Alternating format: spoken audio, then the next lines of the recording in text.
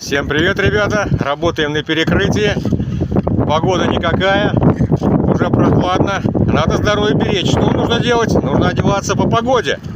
3 куртки, 4 валенок и постоянно двигаться. Двигаться, выделять тепловую энергию. Но иногда нужно погреть ручки, погреть ножки. Тогда что делаем?